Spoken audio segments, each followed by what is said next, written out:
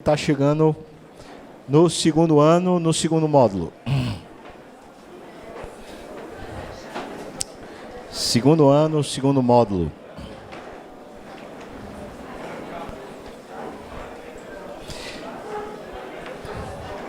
Próxima semana e depois até o dia 10 de março, quem vai estar dando aula aqui vai ser o pastor Daniel, tá bom? Então o pastor Daniel já está ali, inclusive. Então quem vai assumir aqui o meu lugar vai ser o pastor Daniel, que é bênção de Deus, tá?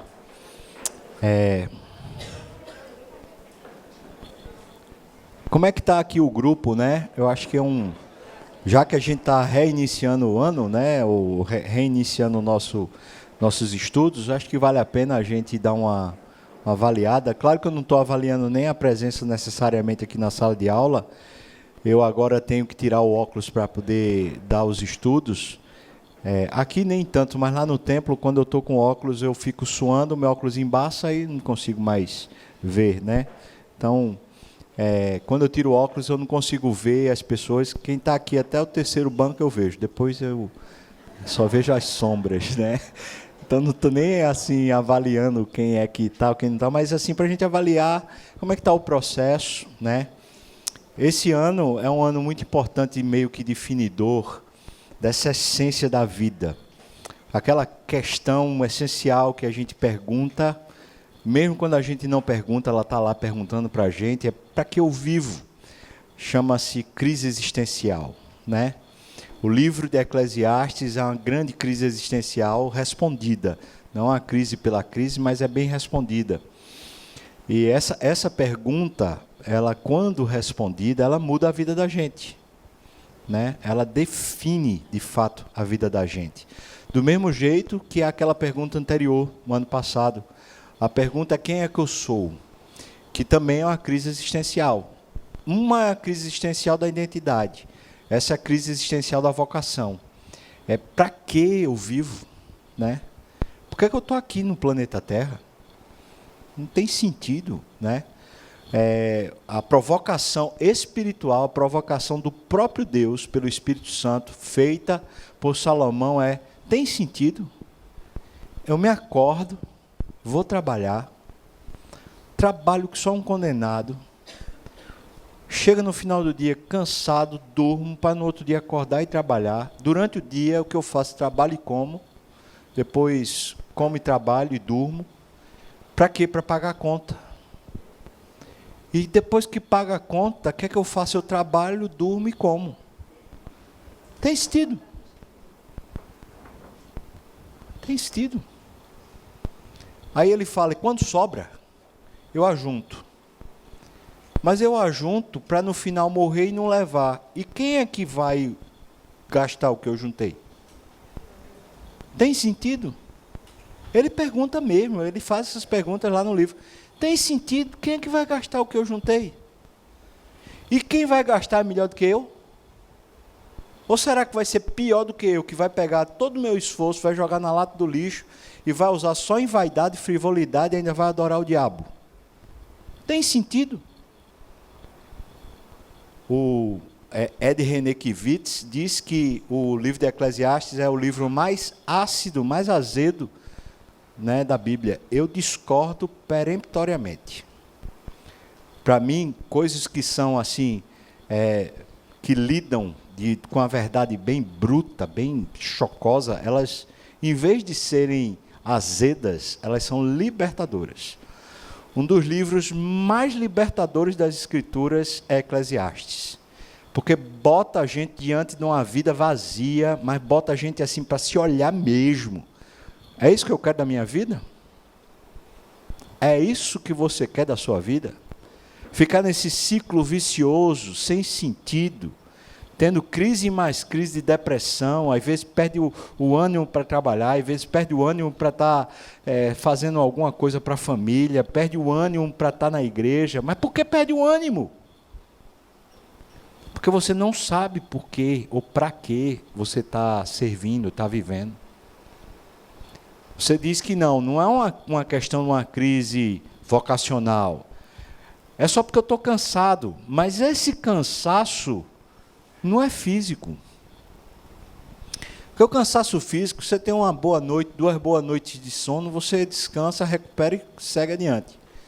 Mas aquele negócio que começa a desanimar você, e você diz assim, você pode dormir o que for, às vezes você está até numa crise de depressão, que você dorme além da conta, mas não restaura, isso é crise.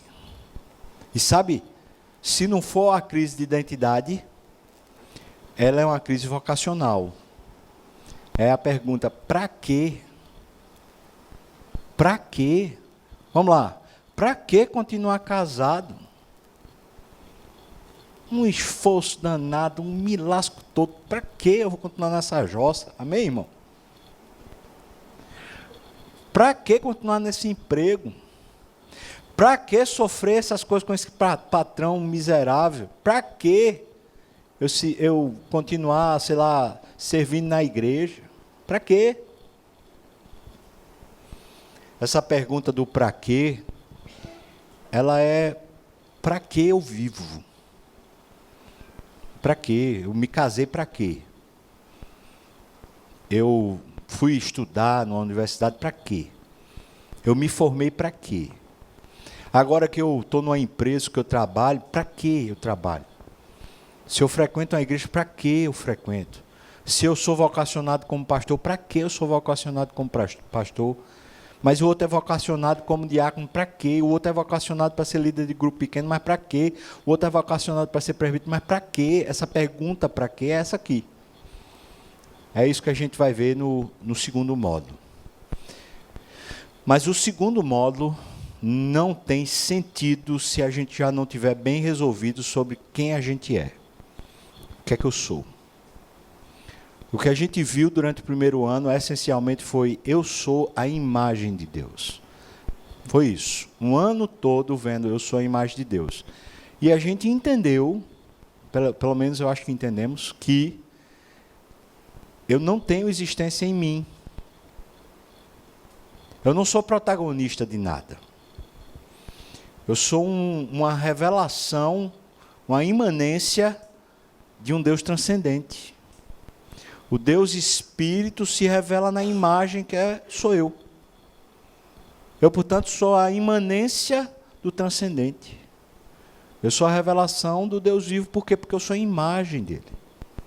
Deus assim nos criou. Descobrimos que na queda, Deus não quebrou essa capacidade da imagem, mas com a queda o que nós fizemos, foi nós colocamos um pano sobre o espelho. O espelho continua com a mesma capacidade de refletir, mas o pano que foi colocado no espelho impede o reflexo.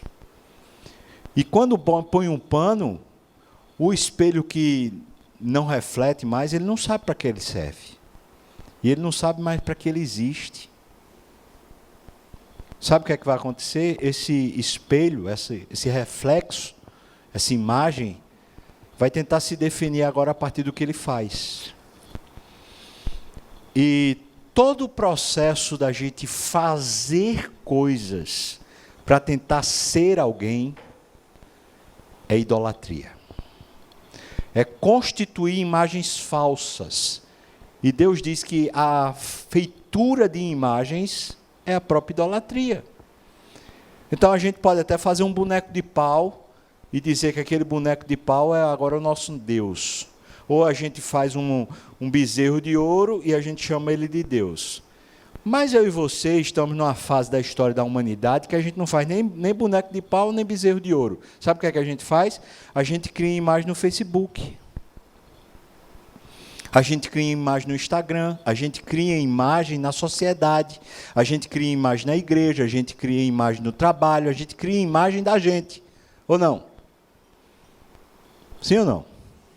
Tem um livrozinho de Charles Swindoll que acho que é mais ou menos isso, Tirando Máscaras, ou alguma coisa sobre máscaras, fala sobre essa incrível capacidade nossa de continuamente exercer uma forte força para a gente constituir uma imagem nossa, que não é condizente com o que somos. É como se a gente quisesse acreditar que a gente é outra coisa. Sabe o que é pior? É que as nossas relações ficaram condicionadas a isso. A gente começa a querer que os outros também sejam aquilo que a gente quer, fazendo imagens. Então, sei lá, minha esposa vai ter que ser como eu quero, porque eu acho que a imagem dela tem que ser essa. E ela começa a querer que eu seja o marido que ela quer, porque eu tenho que ser a imagem do que ela quer. Amém, irmão?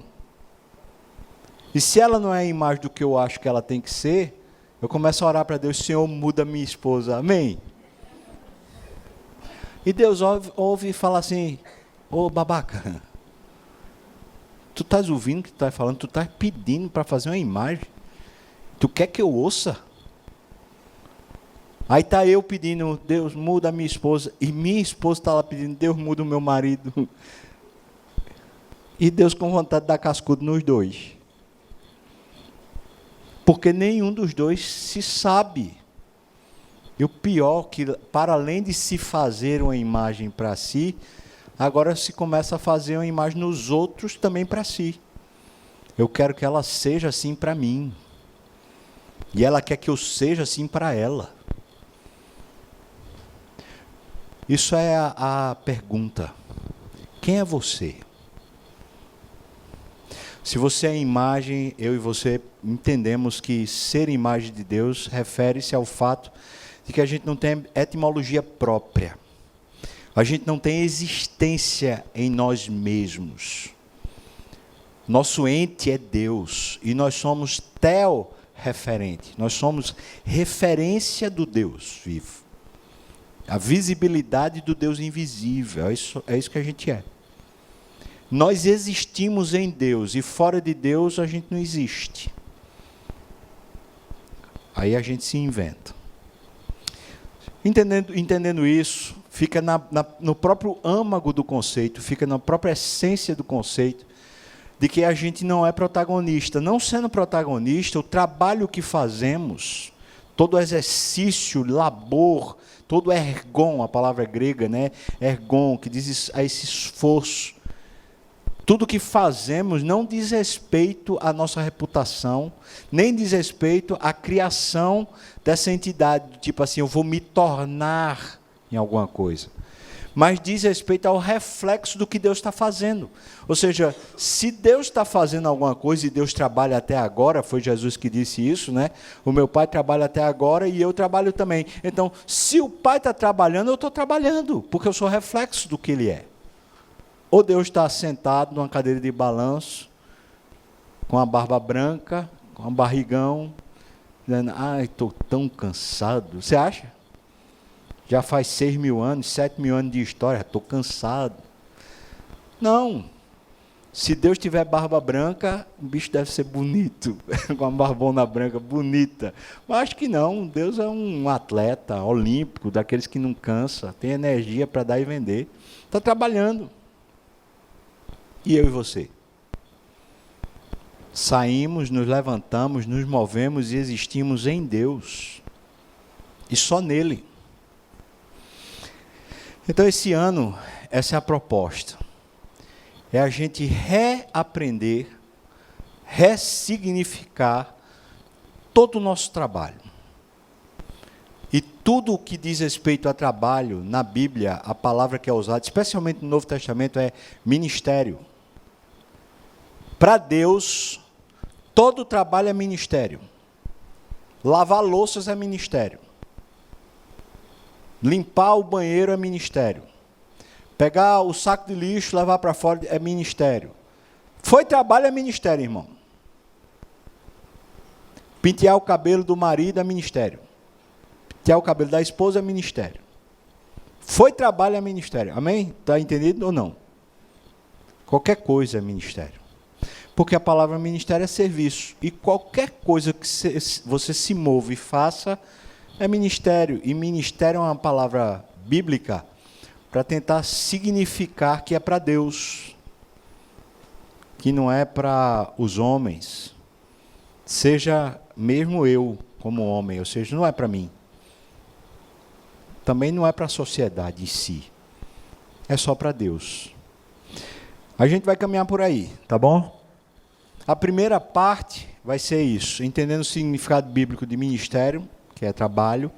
E aí, hoje, a gente vai tentar começar desmistificando a ideia de sagrado e profano.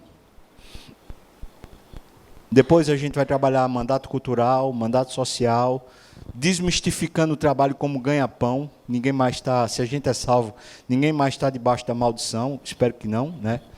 Também o trabalho como dignificação, mas não como significação, né? E trabalho para a glória de Deus. Isso é a primeira parte, depois a gente continua, tá bom? Vamos lá, para o de hoje. Desmistificando a ideia de sagrado e profano. Abra sua Bíblia, livro de Tito, capítulo 1, de 5 a 16. Tito, capítulo 1, versículos 5 a 16. Já vou, antes de ler, já vou dizendo para você, olha, não é que não exista um mundo satânico, um mundo caído, pervertido, e não existe um mundo de Deus. Existe. Claro que existe. O que não existe é essa coisa da gente dizer assim, na igreja é sagrado, e lá fora no mundo é profano. E nós fomos criados numa cultura católica que é mais ou menos assim. Faz a missa dentro da igreja e sai para o pátio da igreja, na praça fora da igreja, para a festa que é profana. Não é assim ou não? Né? Então a gente aprende mais ou menos assim. Quando eu estou fazendo alguma coisa na igreja, é para Deus. Então é sagrado. Mas quando eu vou lá para o trabalho, que eu vou simplesmente ralar e me preocupar e me aperrear e fazer um bocado de coisa, ali não é sagrado. Se Deus permitir, hoje a gente começa a romper isso. E precisa do paradigma bíblico para a gente entender essa realidade. O paradigma bíblico não é que existem duas esferas de vivência. Existem dois tipos de pessoa, mas não existem duas esferas de vivência. Existem dois tipos de pessoa. Existem pessoas puras e existem pessoas profanas. As pessoas puras vivem no mundo de Deus. E as pessoas profanas vivem no mundo do diabo. E é simples assim. Pessoas puras vivem no mundo de Deus. Pessoas profanas vivem no mundo do diabo. O reino das trevas e o reino da luz. Todas as pessoas puras, elas santificam por meio da sua vida tudo o que fazem. E todas as pessoas profanas profanam por meio da sua vida tudo o que fazem. Nós não santificamos a obra do ímpio, mas santificamos a obra das nossas mãos. E o ímpio profana todas as obras das suas mãos. Todas elas. Para Deus, tudo o que eles fazem é profano. E não venha com essa assim, mas fulano está dando uma esmola. Fulano está dando um dinheiro para poder fazer uma boa obra. Para Deus é profano. Porque Ele é profano. Você está me entendendo, irmão, ou não? O que torna a coisa profana é o indivíduo. Assim como o que torna puro é o indivíduo. Então, vou dizer assim, se uma pessoa, vamos supor um pastor que não é crente, é bom de conversa, bom de lábia, conseguiu ser ordenado pastor, mas não é crente, até o sermão dele é profano. Está dentro da igreja, prega sermão, mas é profano. Aí tem um crente, está trabalhando, sei lá, numa empresa dessas aí de cerveja. Uma empresa dessas daí que você fala assim, mas uma empresa dessa, lá dentro o que ele faz com pureza. Isso é complexo, né? Ou não? Por que é complexo? Sabe por quê? Porque a nossa cabeça funciona a partir de uma matriz. E a nossa matriz é o sagrado e o profano diz respeito à religião e à não religião. Na Bíblia, o sagrado e o profano diz respeito à obra de Cristo e à não obra de Cristo. ao que foi alcançado pela obra de Cristo e ao que não foi alcançado pela obra de Cristo. Tudo que foi alcançado pela obra de Cristo é reto, puro e bom. E tudo que não foi alcançado pela obra de Cristo é pervertido, é profano e é imundo. Tudo bem, irmão? Ou não? Sim ou não? Alô? Vamos lá, o cara que trabalha numa empresa de cigarro, ele santifica o cigarro? Não, ele não santifica o cigarro. E ele santifica o quê? Ele santifica o trabalho dele. Vamos lá. Vamos tentar devagarzinho, tá? Porque isso é para o ano todo, então vai devagarzinho. Mas você já viu que o negócio vai pegar. Versículo 5 até o 16, tá bom? Sim. E então?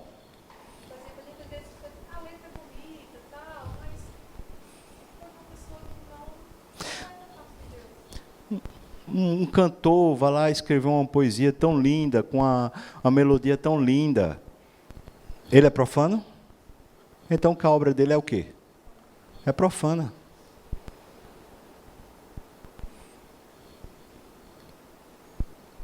Simples assim. Versículos 5 a 16, tá? Por esta causa. Qual é a causa? A causa é que lá em Creta estava acontecendo uns problemas lá, o pessoal estava se desviando. Por esta causa, te deixei em Creta, para que pusestes em ordem as coisas restantes, bem como em cada cidade constituísses presbíteros conforme te prescrevi.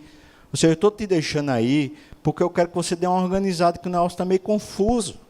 Eu quero que você eleja presbíteros, ou seja, gente que seja líder espiritual na comunidade, para abençoar, porque o negócio está meio confuso. Ele vai dizer o que é que ele quer se referir. Veja que ele continua, versículo 6. O presbítero é alguém que seja irrepreensível, marido de uma só mulher, que tenha filhos crentes que não são acusados de dissolução nem insubordinados. Ou seja, a ideia de filho crente aqui não é necessariamente que seja nascido de novo, mas que foram criados de tal maneira que eles não são insubordinados, cheios de dissolução, aqueles meninos que só faz perturbar. Tá? Continua, versículo 7. Porque é indispensável que o bispo seja irrepreensível. Como? Como dispenseiro de Deus, não arrogante, não irascível, não dado a vinho, nem violento, nem cobiçoso de torpe ganância. Antes, esse bispo, esse presbítero, seja hospitaleiro, seja amigo do bem, sóbrio, justo, piedoso, que tenha domínio de si, apegado à palavra fiel, que é segundo a doutrina, de modo que tenha o poder tanto para exortar pelo reto ensino, como para convencer os que contradizem.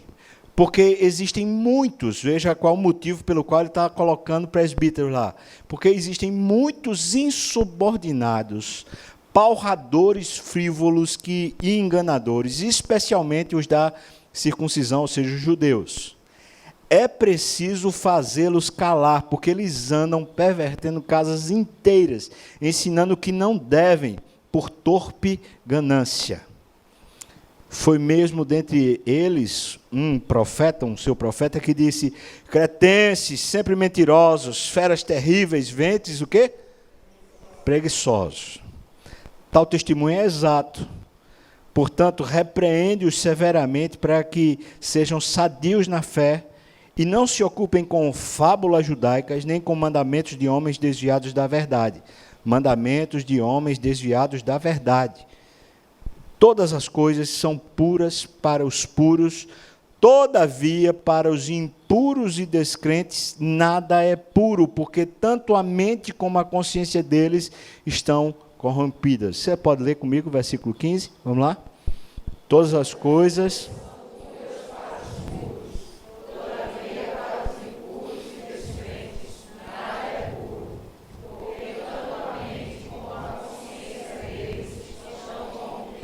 No tocante a Deus, eles professam conhecer a Deus, conhecê-lo. Entretanto, o negam. Por quê? Através de que negam? Pelas suas... É o seu trabalho. Ou seja, o que é que nega que eles conhecem a Deus? É o trabalho. Continua. É por isso que são abomináveis, desobedientes e reprovados para toda boa obra. Literalmente a palavra é ergon, ou seja, para todo serviço. Todo serviço que seja agradável a Deus, eles estão desprovidos, desqualificados, rejeitados. Eu vou partir do versículo 15 para explicar o contexto todo. A prerrogativa de Paulo, escrevendo a Tito, é essa aqui. É isso que a nossa fé cristã está pautada. Todas as coisas são puras para os puros. Ou seja, o puro é quem purifica a vida. Mas para os impuros e descrentes, ou seja, tudo que um impuro e descrente toca e faz, ele diz que é o quê? Para os impuros e descrentes, nada o quê? Nada é puro. E ele explica por quê. Por quê? Tanto a mente, deixa eu dizer o que é a mente aqui, irmãos. A mente diz aqui, ó, incluindo igualmente as faculdades de perceber, de entender bem, como a habilidade de sentir, julgar, determinar, são as faculdades mentais, o entendimento, razão do sentido mais estreito, como a capacidade para a verdade espiritual, os poderes superiores da alma, a faculdade de perceber as coisas divinas, de reconhecer a bondade e de odiar o mal. Ou seja, eles não têm capacidade de perceber o bom e o mal, o bem e o mal, não tem. Porque, ele está dizendo aqui, esses que são descrentes, para eles nada é puro, porque eles não têm capacidade de discernimento. Não tem. A mente, tanto a mente como a consciência. A palavra consciência está aqui significada assim, consciência de algo. Alma como diferenciadora entre o que é moralmente bom e moralmente mal. Ou seja, eles não têm capacidade de discernir entre o que é moralmente bom e o que é moralmente mal. Quem não tem? Quem não tem, irmão? O impuro e descrente. O que é que você faz? Tem como acertar isso?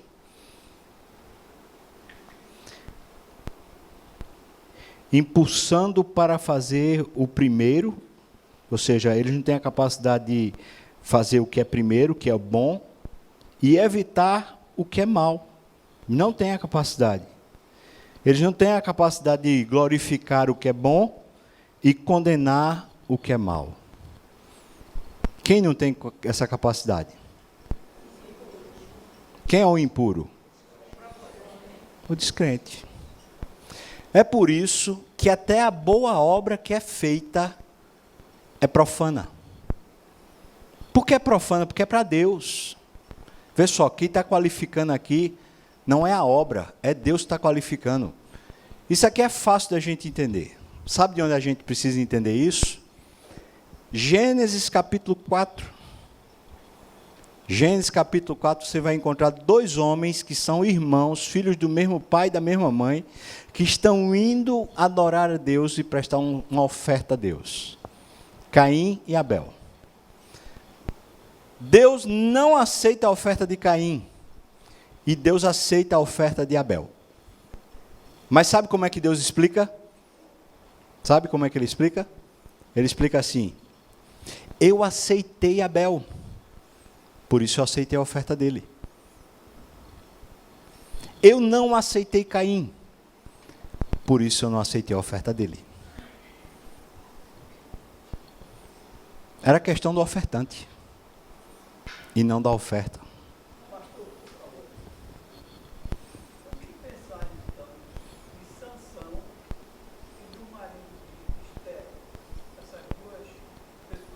Quem é marido de Esther?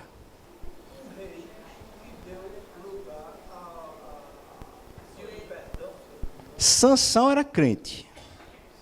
E Sansão teve alguma pureza, alguma coisa boa, já que ele era crente, no relacionamento com Davi? Não, ele pecou. A gente não está dizendo que um crente não peca. Ele pecou. Mas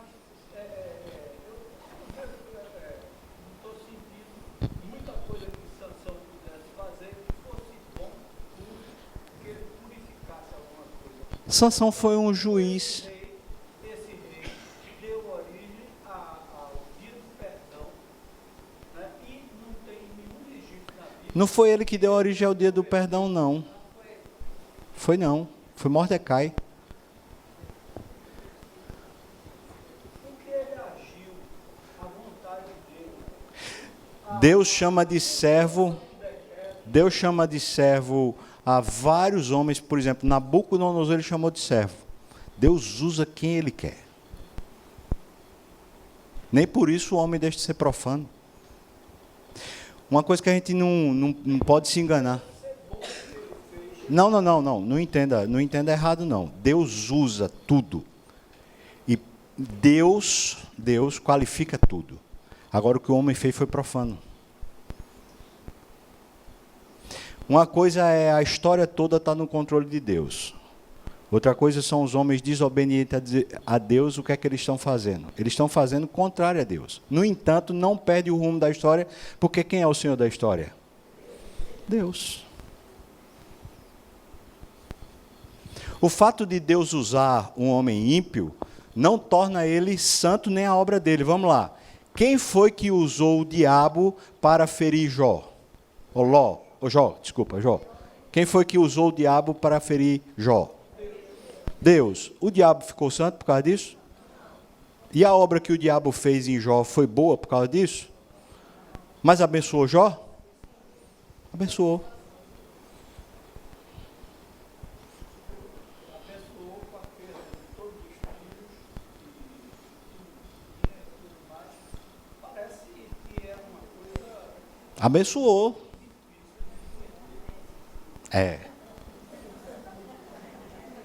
Mas abençoou, não abençoou? Porque aí a gente vai dizer assim, então nesse caso Deus não abençoou Jó. Abençoou ou não abençoou?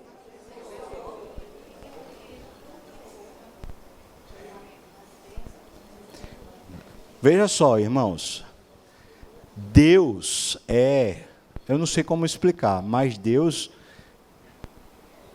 vou usar um termo que é usado por alguns filósofos, né? Deus é o totalmente outro. Ou seja, a gente não vai ter como compreender como Deus usa e como Deus faz as coisas. Mas a gente tem como acessar e compreender o que a Bíblia nos ensina. E o que é que a Bíblia está nos ensinando aqui? É que Deus aceita o ofertante e por isso aceita a oferta. Mas Deus não qualifica o ofertante pela oferta, mas Deus qualifica a oferta pelo ofertante. Tudo bem ou não? Fale.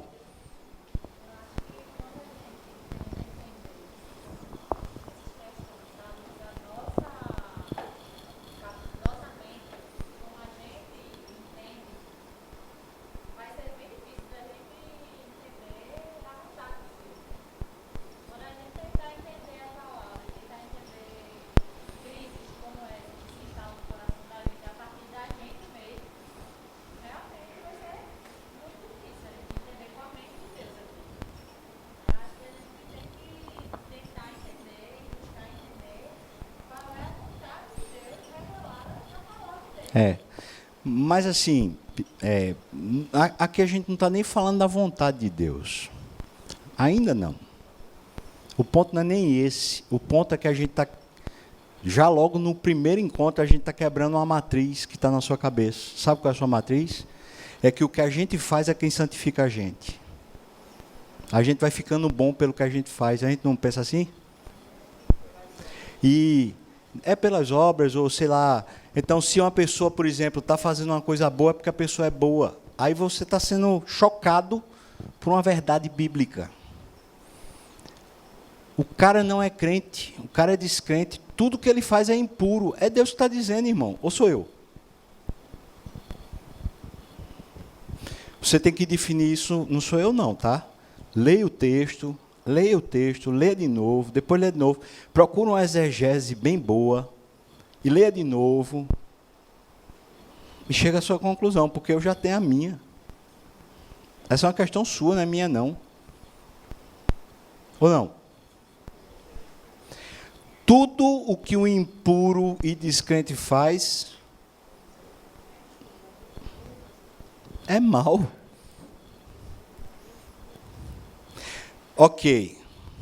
Talvez se a gente fosse aprofundar mais na questão doutrinária, se a gente fosse aprofundar mais nessa questão, especialmente falando sobre a teologia reformada, alguém poderia falar assim, e a graça comum? A graça comum é o que eu acabei de falar. Deus usa o que Ele quer. Deus usa o que Ele quer. Mas o fato de Deus usar não torna o indivíduo bom, nem a prática dele boa. Deus rejeitou. Vamos lá, só ainda, né, aprofundando isso. Vamos lá. O cara que criou a bomba atômica, você sabe para que ele criou, não sabe? Para que ele criou a cisão do átomo? Você sabe para quê? A ideia era uma fonte inesgotável de energia. E ainda estão tentando fazer isso, uma fonte inesgotável de energia. Era isso. A energia que é a fissura do átomo, por isso a bomba atômica, ela é usada para guerra e para destruição. Veja só, se a gente fosse partir da pessoa que fez, a gente diria que foi para uma causa boa. Mas aquela causa boa está sendo usada para o mal. Bom, a gente entende isso como ser humano. Por que é que a gente não entende isso como espiritualmente também? Ou seja, Deus pode usar até o que é mal para o bem, como também pode usar até o que é bom para o mal. Deus pode usar, a gente entende isso humanamente, por que é que a gente não entende isso na perspectiva de Deus? Agora, a gente dizer que aquela pessoa se tornou boa pelo que ela fez, a gente está desmerecendo a obra de Cristo. É a obra de Cristo que nos torna puro, e não o que a gente faz. E se é conosco, é com toda a terra. Todos os homens são impuros e descrentes até serem alcançados por Cristo, ou não, irmãos? E todos os homens vão para o inferno enquanto não forem alcançados por Cristo, ou não? E todos os que ainda não foram alcançados por Cristo, as suas obras são más. E a graça comum não desfaz isso. Então a gente não pode chegar e dizer, pela graça comum, a gente pode começar a usar aquilo que não é para a glória de Deus. Porque quem santifica as coisas que a graça comum promove, sou eu. E não a graça comum. Ou não? Ou seja, se a graça comum dá um benefício, vou dar um exemplo. Foi a graça comum, não foi ninguém que foi crente, que chegou e começou a estabelecer essa coisa estranha chamada internet. Não foi um crente. Ou foi? A internet é uma tecnologia que chegou para ficar, redefiniu a humanidade, globalizou a humanidade, trazendo uma penca de coisa ruim. Foi a graça comum que fez ela. Agora, a internet a gente não pode chamar ela de boa. Preste atenção. Feita por um ímpio, ela é má por natureza e por condição. Ao usar a internet para a glória de Deus, é que eu santifico a internet. E eu santifico onde? No meu laptop. No meu iPad, no meu fone aqui, no cell phone. Mas eu não posso santificar a internet toda. Por mais que eu grave vídeo pregando a palavra, eu não santifico a internet toda. Santifico? Alô? Você entendeu ou não? Mas é graça comum. Mas por ser graça comum agora é santo? É? Aí, sei lá, o Gilberto Gil, Caetano Veloso, fez uma rima, fez não sei o quê, Roberto Carlos fez uma rima, fez uma música melosa, não sei o quê, graça comum, então é bom porque é graça comum? Não, não é bom, o que santifica é o meu uso. Aí eu vou usar a obra do ímpio para poder dizer que ela é boa? Não. O que santifica é o meu uso. Alô? Eu estou falando, se a gente quebrar a matriz, o resto se resolve. Mas enquanto não quebrar a matriz, não resolve não. A equação fica na sua cabeça dizendo assim, não, mas eu posso. Por que pode? Fale.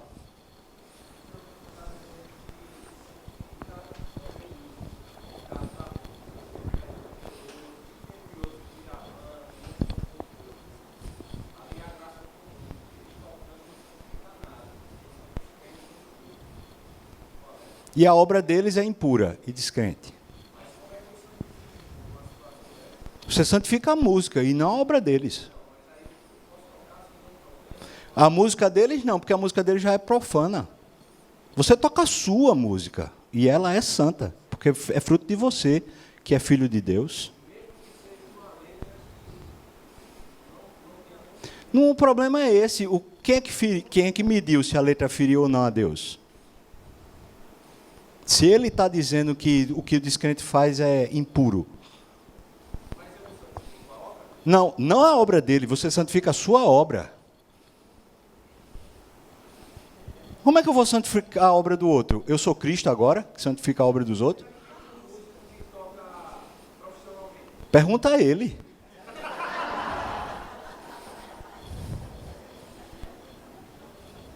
Pergunta a ele como é que ele fica. É a mesma coisa do cara que trabalha na fábrica de cigarro. Pois é, pergunta a ele se ele está bem em fabricar cigarro. Vamos lá, ele é economista e ele foi contratado para a parte de economia da coisa. Ele não está fazendo cigarro. Mas pergunta a ele se ele está bem nessa obra. Pergunta a ele. Eu não peço que o espírito Do mundo. Então que livre do mal, por favor. Mas não tira do mundo. Mas por favor, livre do mal. Irmão, vamos lá.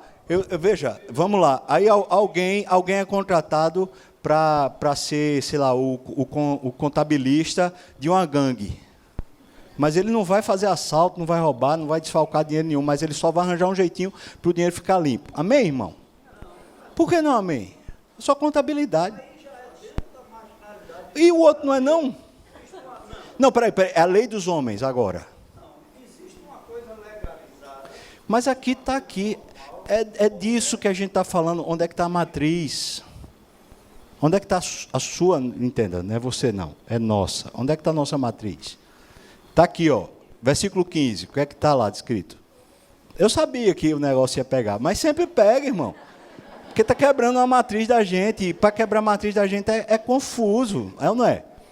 Versículo 15, lê de novo aí.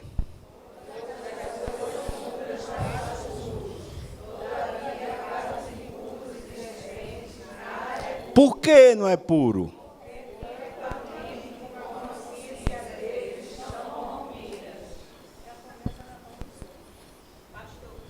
Mas é mais desesperador ainda. Por que é desesperador? Quebrar essa matriz assim, quando E então? eu penso no meu marido. Não, oxi, tu não tem que pensar no outro não, mulher. Tem que pensar só... Veja, porque assim, eu dizia para ele assim, e assim, meu pensamento, né? Porque ele não é crente. Aí eu dizia assim, meu marido ele serve a Deus sem saber, porque eu não conheço pessoa mais honesta. Aí eu dizia, ele serve a Deus sem saber que serve. Ele não descobriu isso ainda, ele vai descobrir, uma hora ele vai descobrir. Aí, com essa quebra, então nada que ele faça é bom. Pois é. É desesperador. É não, irmã, veja, o fato da verdade chegar, ela liberta a gente, ou seja, você talvez estivesse alimentando a ideia de que de repente tinha uma coisa boa. Tem não, ele precisa de salvação. Se Jesus nos salvar, não tem nada que se aproveite. A gente não tem nada que se aproveite se Jesus nos salvar a gente, não tem não. Nada. Aí talvez um problema da gente, sabe o que é que a gente quer usar a graça comum para falar sobre depravação total. Veja, esses termos que eu estou falando são todos teológicos, tá? Mas depravação total é isso, é que estamos, ser humano, de um modo geral, estamos totalmente pervertidos. Não tem nenhuma centelha nossa, um pingo de suor nosso, que esteja no lado bom da força, vamos dizer assim. Nada. Tudo está completamente perdido e depravado. Tudo.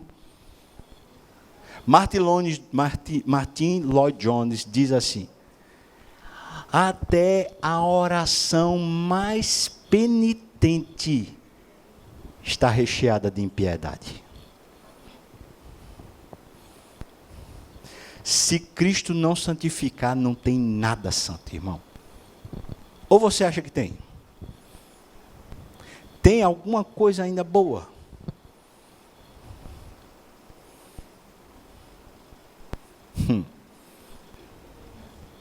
Deus usa. É o quê? Eu não vi não aí.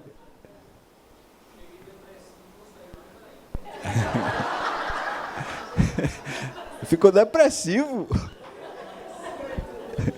Fique não.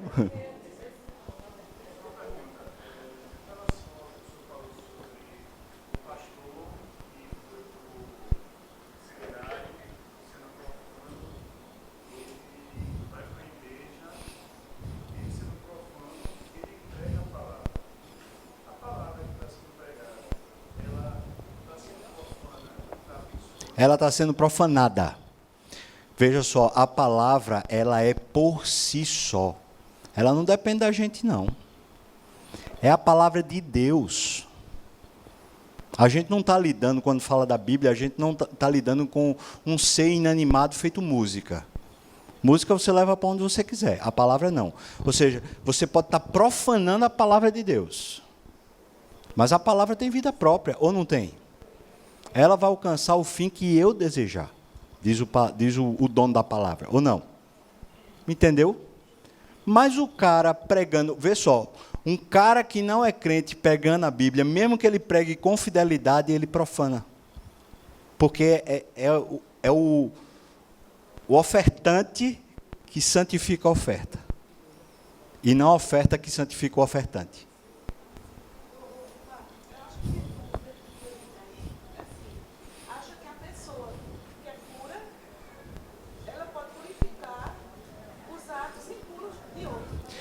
Ela está dizendo assim, tem gente que acha que por ser puro no sentido de Cristo purificou, ele pode purificar os atos do outro. Pode não.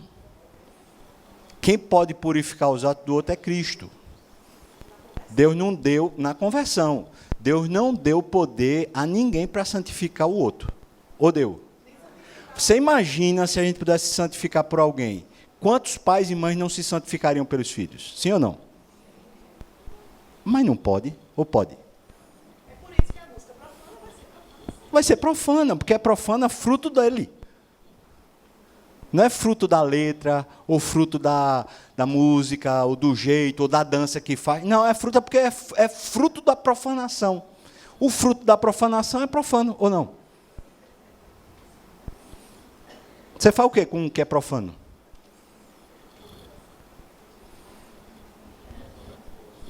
Você que sabe.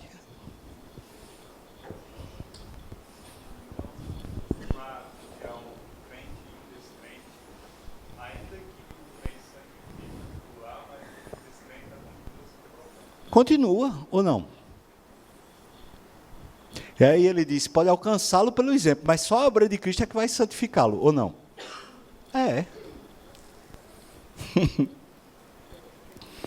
É pau, irmão. Se não mudar a matriz, se a gente continua com a matriz da teologia católica, dessa teologia brasileira, a gente vai continuar achando que existem esferas do sagrado e do profano, e não pessoas que são sagradas e profanas. O que é que aconteceu com você quando você foi salvo? Deus tirou você do uso comum, ou seja, do uso do diabo, e transformou você em instrumento para o uso dele. Você foi santificado. Agora, você sendo santificado, ele quer usar você para santificar a terra. As obras que você faz em Deus, elas purificam a terra. Porque estão levando Jesus, estão levando a palavra, estão levando o Espírito. Tudo bem ou não? Sim? Alô? É isso que purifica, ou não? Alô? Você é a imagem de Deus, porque foi purificado. Então, onde você está, é a presença de Deus, porque você está lá, ou não? Alô, irmão? Vamos lá, bota o negócio para funcionar. A cabeça funciona, ou não? A mesma verdade é para o ímpio. Ou seja, ele está lá, ele representa quem? É difícil a gente dizer isso, né? A boca fica seca, a língua fica travada. Mas ele está representando quem, irmão?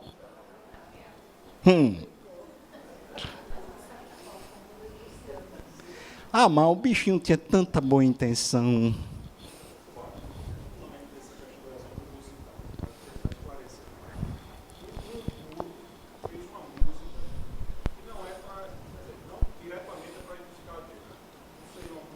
Quem fez?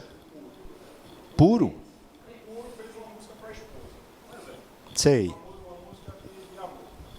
Deus ama isso. Não estou dizendo que toda obra do crente é pura. O crente peca. Tudo bem. Depende, foi feita para glorificar a Deus? Porque aí se ele faz essa música, por exemplo, e Roberto Carlos pega a música e canta e transforma no sucesso, ela deixa de ser pura ou continua sendo pura? Vamos lá. É boa a questão. Vamos lá. Eu não sei o nome da banda não, mas acho que vocês vão lembrar aí. Acho que é Renato Russo, se eu não me engano, que cantava 1 Coríntios 13, né? Se eu não tiver amor.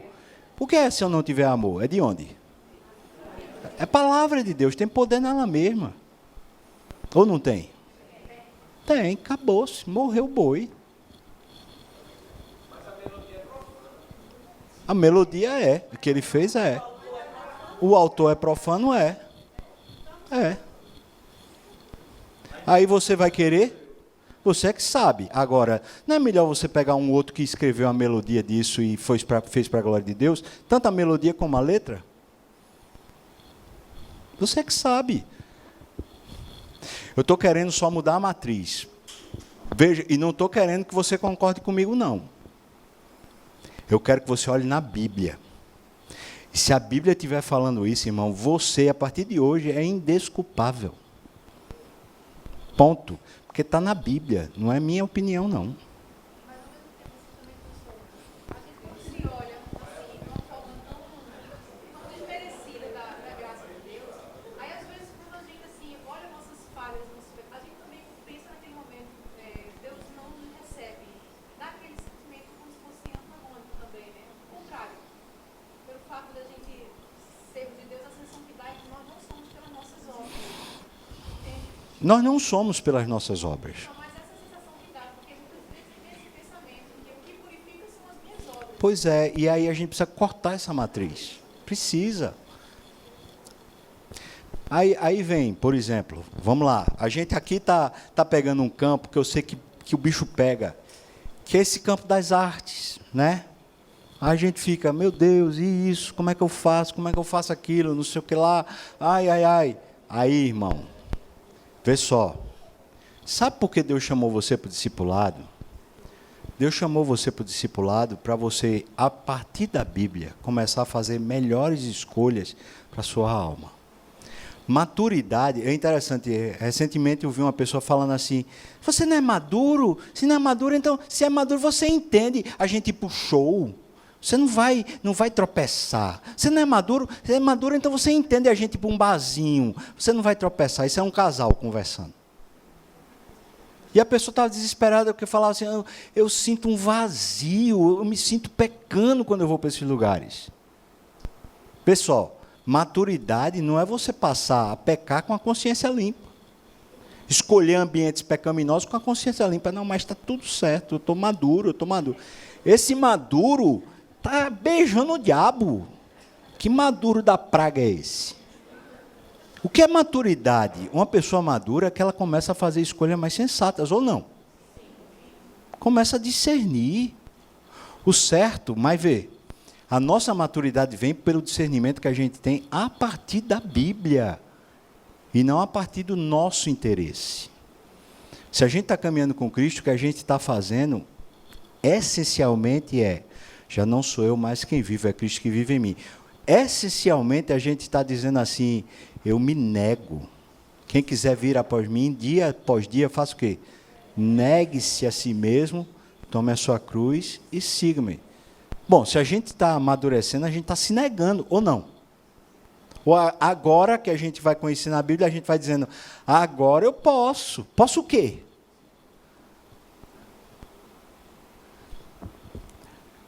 Eu posso viver o pecado? Ou viver no ambiente do pecado, tendo prazer no pecado? É isso que eu posso? Não, você não pode isso não, irmão. Porque isso não é maturidade, é o contrário. Paulo, escrevendo a primeira carta aos Coríntios, logo no começo, ele chama isso de carnal. Que a palavra carnal lá é infantil. O infantil é justamente que continua fazendo más escolhas, dizendo que a consciência está pura. Como é que você faz uma escolha errada e diz que a consciência está boa? É um bebê que faz isso, ou não? O bebê que bota o dedo na tomada e diz assim, não tinha problema não, tinha problema, só levei um choque. Não tinha problema, você ia morrer, miserável.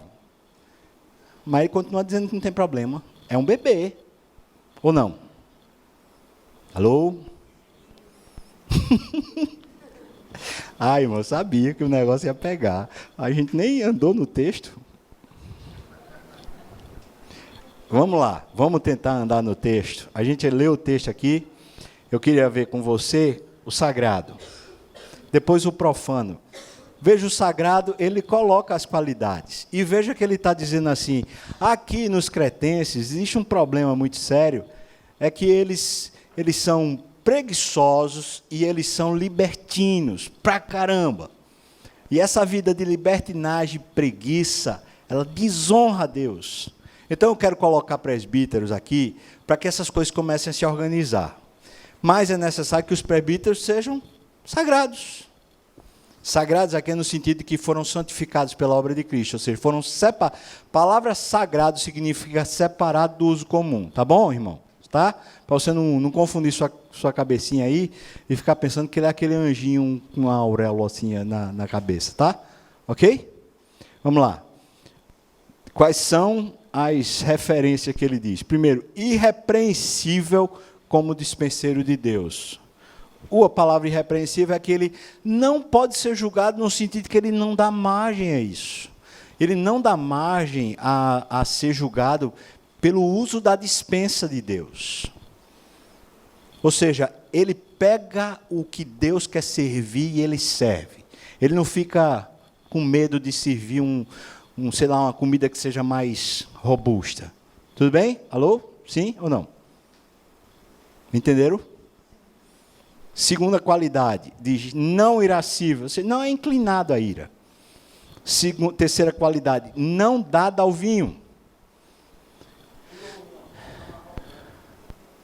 Sim, desculpa, não arrogante, orgulhoso, teimoso, obstinado, aí a palavra arrogante. Bom, já tá explicado ou não? Pessoa que é teimosa e obstinada, adianta conversar? Adianta explicar? Adianta tentar ajudar? Essa pessoa vai crescer? Não vai crescer. Inclinada à ira, não dada ao vinho. Eu nem botei aqui, porque seria repetir a mesma frase. O que ele está dizendo? Que não é entregue a isso. Aí alguém vai dizer assim, mas é que não se embriaga. Não se embriaga, está falando lá em 1 Timóteo. E aí é que a Bíblia se torna maravilhosa. Como Paulo estava escrevendo em 1 Timóteo, e Timóteo estava em Éfeso, e a cultura de Éfeso era diferente da cultura de Creta, lá ele diz que não beba muito vinho. Ou seja, e diz até a Timóteo, você pode beber um vinhozinho porque é para a sua saúde. Mas como a cultura de Creta é como, que eu falei para vocês, eles são o quê? Libertinos e o quê? Preguiçosos. Aí ele diz, rapaz, se o cara tiver com vinho, todo mundo já vai confundir o cara. Alô? Está aqui comigo ou não, irmão? Como é a cultura do Brasil? A respeito das questões de bebida. Como é a cultura do Brasil? Eu sei, por exemplo, a cultura da Alemanha. É sempre para mim uma referência. A cultura da Alemanha é sobre cerveja.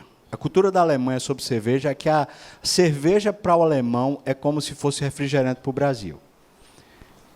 Culturalmente, ninguém vê pecado na cerveja. Agora, vamos lá. O que é cerveja no Brasil? Cerveja no Brasil, o que é? Está ligado ao quê? Vamos lá para os nomes da cerveja. Proibida. Devassa. É coisa boa, não, irmão? Amém? Tudo bem, tem outra Itaipava, tem sei lá o quê, Skol, Brahma. Me ajuda aí mais? Olha aí. Sempre eu pego um. Pois é. Então, vamos lá.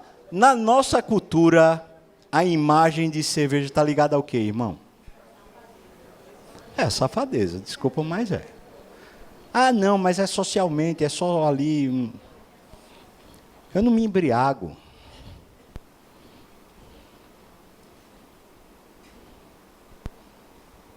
Como é a nossa cultura de vinho?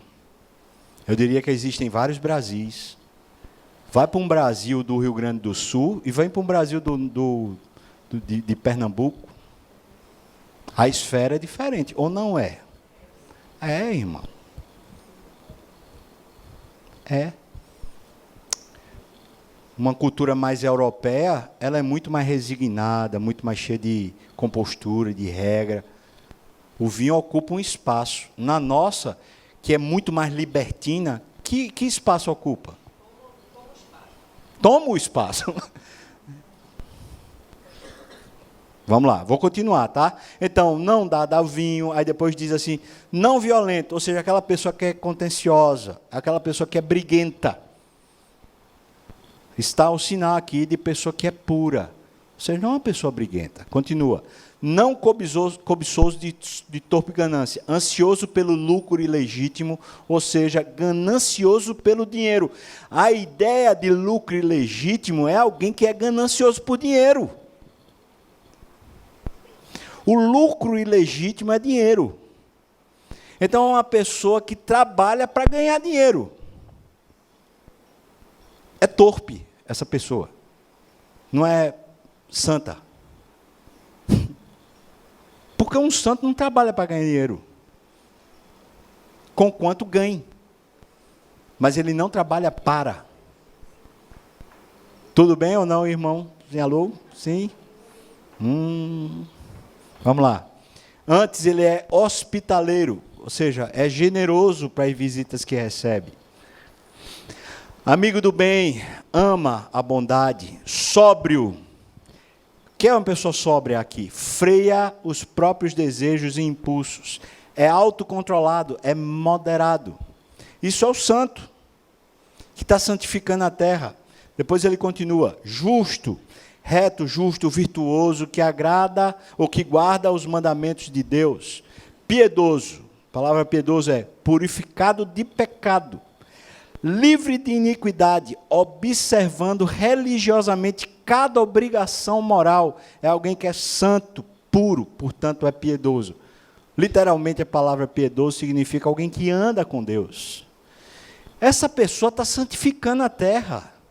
E você vê que tem várias obras que já são claras, evidenciadas na vida dele. Por quê? Porque ele anda com Deus. Continua. Que tenha domínio de si, que domina, controla, modera, restringe a quem? A si mesmo. Apegado à palavra fiel, que é segundo a doutrina. Vê só, é apegado à palavra de Deus, fiel, que é segundo a doutrina, não é segundo a cabeça e os apetites pessoais. Não adultera a palavra para ensinar conforme conveniência, desejos, interesses. Continua. Puro, ele diz, todas as coisas são puras para os puros. É no versículo 15. Então ele diz, o puro é aquele que é livre de desejo corrupto, livre de pecado e culpa, livre de qualquer mistura com o que é falso. Qualquer mistura com o que é falso. Sincero, genuíno, sem culpa, inocente. Esse é o puro. Então, Paulo está dizendo, eu queria colocar aqui, homens que sejam presbíteros, que comecem a purificar, a abençoar. Através de quê? Das obras que lhes são próprias. Agora, vê só, vamos supor que no seu trabalho, na sua família, está precisando de purificação. Como é que você faz? Chama o pastor Sávio, só precisa me pagar R$ 1.500 por uma visita simples. Se você quiser uma visita mais modesta, que eu precise passar por todos os cômodos, R$2.000 a R$3.000. Amém, irmão? Aproveita a benção, porque eu vou lá e faço uma oração com a mão ungida. Amém? E eu purifico, e amarro, e boto no canto, de castigo. Beleza? Me ajuda aí, porque a minha poupança está pequena. Então, é assim que se purifica, irmão? Como é que se purifica? Está aqui, o puro vai lá e purifica, mas ele purifica com a sua conduta. Ele vive para Deus. A família está precisando de purificação? Quem vai purificar sua família, irmão? O trabalho, a empresa, sei lá o quê. Quem? Aí ele continua. A segunda parte, do versículo 10 até o 16, a gente já leu. Aí ele diz, quem são os profanos? Os profanos, ele fala, insubordinados, ou seja, é aquele que não se sujeita ao controle. Pode ter a liderança que for, o cara está sempre rebelde, está sempre achando ruim, ou está sorrateiramente dizendo, eu não concordo. Não se sujeita. É uma pessoa que vive por si, ela não vive debaixo de autoridade. Desobediente, insubordinado, teimoso. De novo a palavra teimoso. Depois ele diz, palradores frívolos. São pessoas o quê? Aí ele diz aqui, ó, papudo, conversador, alguém que fala coisas vazias, sem sentido. Gente que leva você na lábia, na conversa. Conhece gente assim ou não? Esse é o ímpio. Leva você e você já vai. Enganadores, pessoa que é sedutor e impostor. Homens desviados da verdade, que é verdade em coisas relativas a Deus. A palavra verdade aqui é isso, nas coisas relativas a Deus e aos deveres do ser humano. Verdade moral e religiosa, ou seja, homens que são desviados das verdades de Deus, da Bíblia, são profanos. Impuros, manchados pelo pecado. Descrentes, gente que é infiel ou incrédula, que não é confiável, é desleal. Professam conhecer a Deus, entretanto, o negam por suas obras. Esses são os profanos. Até podem falar sobre Deus, mas as suas obras, a sua vida, nega. Claro, esse é um profano. Abomináveis, é isso mesmo, não tem outra tradução, é abominável, ou seja, é nojento, é asqueroso, ninguém suporta. Deus não suporta. Desobedientes, ou seja, é uma pessoa que não é persuasível. Você não adianta ensinar a pessoa a verdade, abrir a palavra, ensinar o conteúdo bíblico, porque a pessoa não para repensar. Não adianta. É o desobediente, não submisso, desobediente, obstinado. Não é impressionante que ele vai repetir esses dois termos praticamente iguais? É porque isso é contundente, irmão. O sinal de alguém que é santo é que é humilde. Para ouvir, é obediente à verdade, deixa-se persuadir por Deus, pelo Espírito, pelo Evangelho. Mas o sinal de que a pessoa não é de Deus é justamente o contrário, a pessoa não deixa. Sempre retruca e fica com a mente o tempo todo retrucando. Por quê? Porque tem um outro interesse além da própria palavra. Vamos supor que eu fosse um cara que adorasse cerveja. Quando eu era adolescente, assim, tinha 12, 13 anos, eu lembro que foi a primeira vez, meu pai estava no sábado à tarde, antes do almoço, tomando uma cerveja. Foi a primeira vez que eu disse, ô pai, eu queria provar a cerveja. Aí ele falou, oxi, prova aí, fubá. Ele pegou e botou a cerveja num copo para mim. Eu provei. Eu quase cuspi, eu falei assim, pai, que negócio ruim é esse? Ele disse, é ruim no começo, depois fica bom. Graças a Deus que eu nunca fui para depois, nunca. Mas vamos supor que eu gostasse de cerveja, vamos supor. E gostasse muito de cerveja, tem gente que adora cerveja. Vamos supor que eu gostasse muito de cerveja. Aí eu estou ouvindo essas coisas aqui. Aí eu estou aqui pensando, mas também, peraí, não é assim. Mas também não sei o que lá, mas também não sei o que lá. Ou seja, isso é um sinal de falta dessa piedade. Eu tenho interesses maiores do que a própria palavra. Eu não estou me deixando ser levado pela palavra. Eu continuo retrucando na minha alma, porque eu tenho outras coisas que são mais valiosas do que a vida com Deus. Você já pensou se tivesse que haver uma mudança completa na sua vida a partir disso? Se tivesse que parar com hábitos e coisas há anos a partir disso?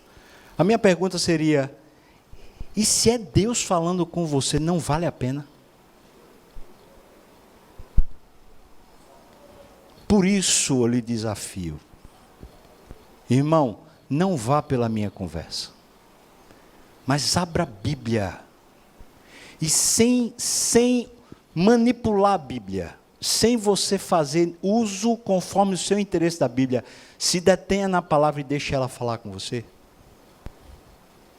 Eu duvido que você vá chegar a outra conclusão. Aqui é a palavra. Reprovados por causa da maneira com que vivem, ou seja, essas pessoas elas já são, por si só, reprovadas para toda boa obra, ou seja, aquilo que quando testado, não é aprovado como deveria. Ou seja, é alguém que está desqualificado. Por isso, irmãos, a ideia de sagrado e profano na Bíblia diz respeito a indivíduos. E à medida que indivíduos promovem aquilo lá, aquilo se torna sagrado ou se torna profano. Se a gente pudesse avaliar o que glorifica a Deus e o que não glorifica a Deus, a gente poderia dizer: tudo que glorifica a Deus é santo. E tudo que não glorifica a Deus é profano. O problema é que a gente não sabe o que glorifica a Deus e o que não glorifica. A gente tende a achar o que glorifica a Deus que a gente gosta, ou não. E aí a gente passou a ser a medida de todas as coisas. Será que o que eu gosto glorifica a Deus? Bom, quando eu era pequenininho, eu gostava muito de brincar de Falcon. Falcon era um bonequinho que tinha todo articulado, que eu passava horas brincando com ele. Bom, se Falcon glorificava a Deus e a brincadeira de Falcon glorificava a Deus, nunca mais eu glorifiquei a Deus, porque agora eu não gosto mais de brincar com Falcon. Eu mudei de opinião. Ou seja, a gente muda de opinião ou não muda? E se for a nossa opinião que glorifica e não glorifica a Deus, a gente está lascado, irmão. Então eu estou dizendo para você, não é errada a definição de que o que glorifica a Deus é santo e o que não glorifica a Deus é profano. Está certa essa definição. Entretanto, a medida do que glorifica a Deus e não glorifica a Deus não é nossa. É a Bíblia. E é o próprio Deus, ou seja, Deus sabe medir o que glorifica Ele. Por quê? Porque estava lá Caim e Abel entregando. Na hora que estava entregando, Deus disse assim: eu me aborreci de Caim, mas eu gostei de Abel. Aceitei a oferta de Abel, mas eu rejeitei a oferta de Caim. Quem sabia disso, irmão? Quem sabia? Mas na hora que Deus falou, se revelou. E na hora que Deus falou, fica Caim machucado com Abel, porque Abel ofereceu a oferta que era justa. Mas ali a gente aprende, existem duas religiões se movendo na face da terra até hoje. Uma religião é daqueles que querem agradar a Deus. E outra religião é aqueles que querem se agradar fazendo coisas para Deus. Quem quer se agradar fazendo coisas para Deus são rejeitados por Deus. Porque o Deus de quem quer se agradar é Ele mesmo. Mas aqueles que vivem para Deus só querem que Deus se agrade, mesmo que eles não sejam agradados. Ou não? Você por você, é santo ou é profano? Quem é você? Vou lhe ajudar. Se Cristo lhe salvou, você é santo. Se você é santo, hoje a gente começa a mudar uma perspectiva. Em vez de você viver para fazer as coisas, para se sentir bem. Você passa a viver para que Deus seja glorificado. Só isso. Isso santifica a sua obra. Não tem outra fórmula não, irmão. É só isso. Ponto. Agora, se você é profano, mesmo que você faça para Deus, é profano por essência. Ok? Todas as coisas são puras para os puros. Porém, para os impuros e descrentes, nada é puro. Porque tanto a mente como a consciência deles está desqualificada para toda boa obra. Eu inventei isso. Analise, irmão. Agora eu vou pedir uma coisa finalizando a aula. Você não é juiz de seu ninguém. Você está me ouvindo ou não? Você não é juiz de seu ninguém. Você veja com que cuidado e com quanto tempo a gente conversou sobre essas coisas. Eu tenho certeza que você sai daqui cheio de dúvida e vai precisar de 1 ano para esse negócio irem se esclarecendo na sua cabeça. Aí você sai daqui dessa aula, chega para não sei quem lá e fala: ei, tá ouvindo essa música? Isso é pro diabo. Eu vou dar em você, irmão, não no outro. Mas você pode pensar nas suas coisas. Nas suas. E pode botar tudo diante de Deus na mesa. Falar assim: pai, agora eu estou meio perdido. Até hoje eu ficava ouvindo Black Sabbath e... Mas hoje eu estou... Não sei. Black Sabbath, Sábado Negro, não sei. Não sei mais. Não é não ou não? Você é que sabe. Deixa a palavra, irmão. Encher o nosso coração. Já não somos nós quem vivemos, é Cristo que vive em nós, né? Aquele que começou a boa obra vai completá-la até o dia de Cristo. Eu não disse para você que o discipulado ia ser fácil. Discipulado é caminhar com Deus, irmão. Então, finalizando, você está lendo a Bíblia? Está seguindo firme na leitura, irmão? Se parou, recomeça. Não falo recomeçar lá de Gênesis, não. Recomeça hoje, vamos continuar. De onde você parou, continua. Bora! Nojento. Volta à prática da verdade, volta ao bom caminho, né? Parou de orar? Bora orar. Né? Bora orar. Né? Não tem outra coisa não, irmão. Esse negocinho simples, beabá, ler e orar, ler e orar, ler e orar. Isso vai mudando a gente. Vai mudando a gente. Convivência com Deus muda a gente por completo. Amém? Feito eu falei no comecinho, muito bom estar com vocês. Eu vou sentir saudade, falta. Sei que vocês vão ser muito, mas muito abençoados. Deus certamente vai usar muito Daniel para abençoar vocês, né? Eu também vou ser muito abençoado lá, eu sei, porque é Deus que vai comigo, então imagina, né, se eu não vou ser abençoado. Vamos orar uns pelos outros, tá bom? Conto com as orações de vocês e eu oro por vocês também, tá bom? Vamos orar então, irmãos? Obrigado, Deus, pela Tua palavra. Obrigado por esse tempo que a gente tem aqui, tão precioso. Abençoa, Senhor, para que tudo que conversamos hoje, talvez coisas tão profundas, às vezes tão conturbadas, elas possam ir sendo esclarecidas à medida que a gente for caminhando, Pai. Por favor, livra-nos do mal, no nome de Jesus. Amém, Senhor.